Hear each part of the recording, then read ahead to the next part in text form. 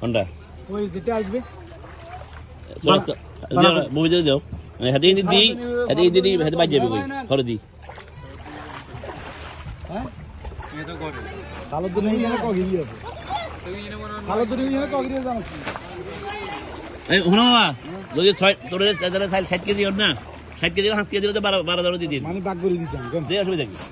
এই এগুলো 5 কেজি না আছে আমি তো কি দিছি লেখা আছে তো এটা তাহলে বাগ করে দিবি 60 কেজি সাইল দিব তোর মামা 60 কেজি সাইল দিব আর এই যে এখানে